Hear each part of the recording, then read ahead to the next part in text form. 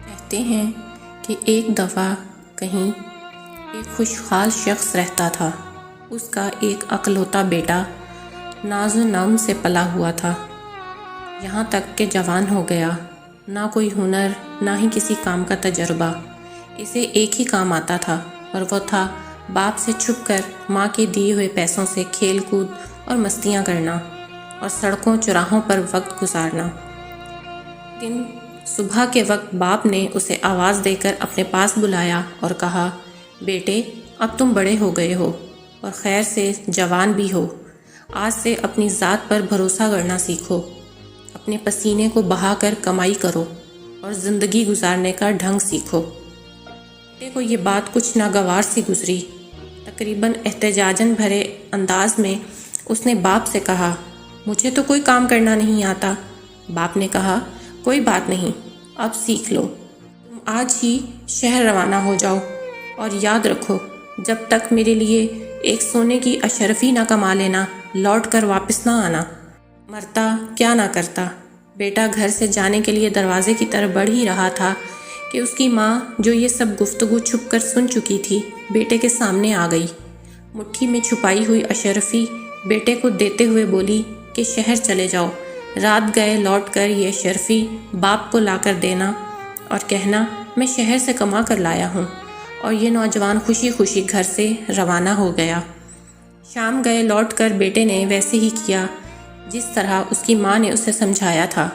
سیدھا باپ کے پاس جا کر بولا، ابا جان یہ لیجئے سونے کی اشرفی، میں نے سارا دن بہت جان لڑا کر کام کیا اور بہت ہی مشکل سے یہ اشرفی کما کر آپ کے پاس لایا ہوں۔ باپ نے اشرفی کو لے کر کافی غور سے دیکھا، پھر آتش دان میں جلتی آگ میں جھونکتے ہوئے بیٹے سے کہا، نہیں برخودار، یہ وہ اشرفی نہیں ہے جو میں نے مانگی تھی۔ تم کل سے دوبارہ کام پر جاؤ اور دیکھ لینا جب تک ایک اشرفی نہ کما لینا، لوٹ کر واپس نہ آنا۔ بیٹا خاموشی سے باپ کی اس حرکت کو دیکھتا رہا، نہ کوئی احتجاج اور نہ ہی کوئی رد عمل۔ دوسرے دن شہر کو جانے کے لیے گھر سے باہر نکلتے ہوئے دروازے کی اوٹ میں ماں کو پھر سے منتظر پایا۔ ماں نے اس کی مٹھی میں ایک اور اشرفی رکھتے ہوئے کہا، بیٹے اس بار جلدی واپس نہ آنا، شہر میں 2 یا 3 دن رکے رہنا اور پھر لوٹ کر باپ کو یہ اشرفی لا دینا۔ بیٹے نے شہر جا کر ماں کے کہے پر عمل کیا۔ 3 دن کے بعد گھر لوٹ کر سیدھا باپ کے پاس گیا اور اشرفی اسے تھماتے ہوئے کہا، اے میرے والد محترم، یہ لیجئے سونے کی اشرفی، اسے کمانے کے لیے مجھے بہت گھٹن محنت کرنا پڑی ہے۔ باپ نے اشرفی لے کر اسے کافی دیر غور سے دیکھا اور دوبارہ یہ کہتے ہوئے آگ میں پھینک دی، بیٹے یہ وہ اشرفی نہیں ہے جو میں چاہتا ہوں۔ کل تم پھر سے کام کے لیے جاؤ اور اس وقت تک نہ لوٹنا جب تک یہ اشرفی نہ کما لینا۔ اس بار بھی باپ کی اس حرکت پر بیٹا بغیر کوئی ایک لفظ بولے خاموش رہا۔ تیسری مرتبہ اس بار یہ نوجوان اپنی ماں کے جاگنے سے پہلے ہی شہر کی طرف روانہ ہو گیا اور وہاں 1 مہینے رہا، اور اس بار 1 مہینے کے بعد حقیقی معنوں میں محنت و مشقت سے کما کر اشرفی کو نہایت حفاظت سے مٹھی میں دبائے مسکراتے ہوئے اپنے باپ کے پاس حاضر ہوا۔ اشرفی باپ کی طرف بڑھاتے ہوئے بولا، اے والد محترم، میں قسم کھا کر کہتا ہوں کہ اس بار یہ اشرفی میرے پسینے کی کمائی ہے۔